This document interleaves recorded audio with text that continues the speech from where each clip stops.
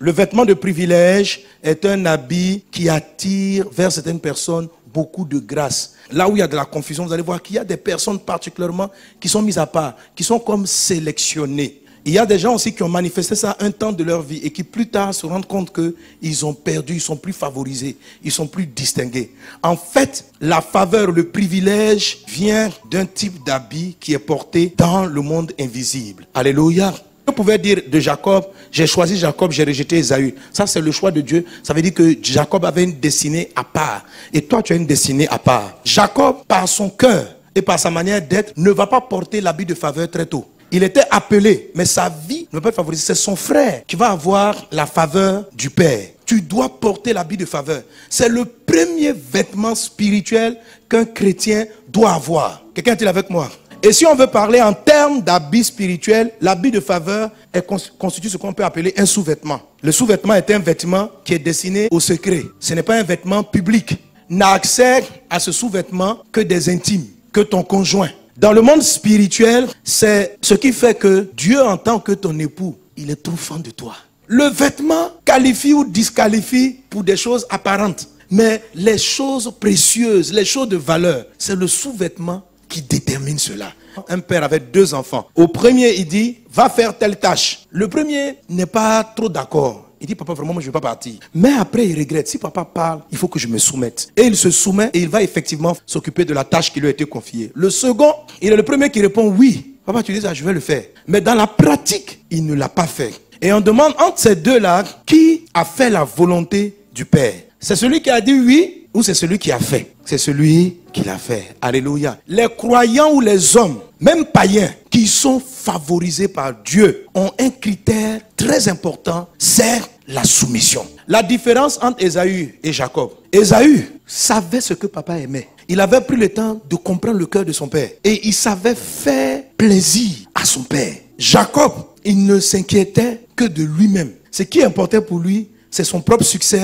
C'était un homme stratège pour ses avantages. Quand son frère arrive vers lui, tout est en mode calcul pour voir qu'est-ce qu'il gagne. Son frère lui demande, j'ai faim. Quelqu'un qui a un bon cœur, il dit, partageons. Lui, la nourriture. Il dit, mais si je te donne, tu me donnes quoi? Ça veut dire, depuis le début, il avait un appel sur sa vie. Et c'est le cas de beaucoup de gens. Si tu es là aujourd'hui, c'est parce que Dieu t'appelle. Tu n'es pas encore entré dans les faveurs de Dieu. Parce que tu n'as pas un cœur soumis. Tu as un cœur calculateur. Tu ne fais rien pour rien. Chaque action est calculée. Ton sous-vêtement est sale.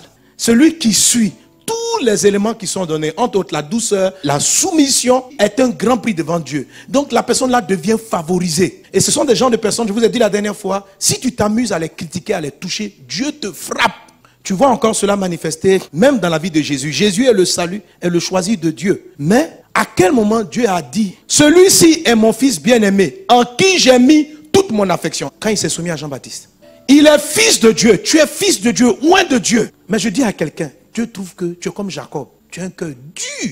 Tu dis oui, oui, je viens à l'église. Mais ton cœur ne dit pas oui. Et puis ce que tu fais là, c'est autre chose. Quand Jésus est arrivé devant Jean-Baptiste, Jean-Baptiste dit, mais toi tu es plus grand que moi. Je ne peux pas te baptiser. Jésus dit, on doit faire ce qui est convenable. Le Père dit que en ce moment sur la terre, c'est toi qui es le patron. Ce n'est pas une affaire de logique. Dans le ciel, toi Jean-Baptiste, tu as mon service. Mais le Père a des principes. Tu es le premier, c'est toi qui es venu préparer. Même si je suis Dieu, baptise-moi.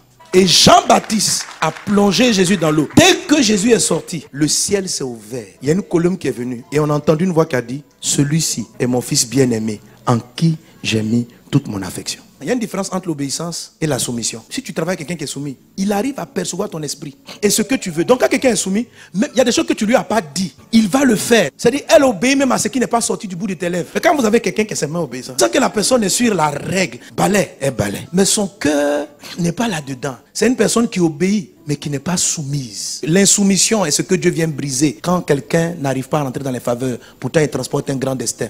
Beaucoup d'entre vous passez par des épreuves parce que dans le fond, vous n'êtes pas soumis. Beaucoup sont calculateurs. Vous savez, les gens insoumis, leur premier problème, c'est leur égoïsme. Avant de te donner ce qui est à toi, Dieu observe la façon dont tu seras soumis aux personnes sous lesquelles il t'a mis. Si on veut parler de manière logique, il n'y a aucune raison qui justifie que Jésus soit plongé dans le baptême de la repentance. S'il n'a pas péché, il se répand de quoi? Jésus, il n'a pas été baptisé. Non seulement il est supérieur à Jean, et en plus il est sans péché, mais il s'est soumis. Parce que c'est la mission qui lui a été confiée. Le problème de l'humanité, c'est l'insoumission. Et c'est quoi l'insoumission? Ce sont des gens qui ont leur propre logique de fonctionnement, qu'ils trouvent raisonnable. Il n'y a pas un moment donné où tu dis, voilà l'autorité, je me soumets. Tu dis oui, mais dans le fond tu ne fais pas. Ou tu fais de sorte qu'on dise que tu as fait. Mais dans le fond tu n'as pas fait. Tu as été obéissant mais pas soumis. C'est ce qui fait que tu n'as pas la grâce. La Bible dit dans les derniers temps, les gens seront égoïstes. Aujourd'hui, les gens vivent pour eux-mêmes. Les gens viennent à l'église pour leurs propres intérêts. C'est calculé.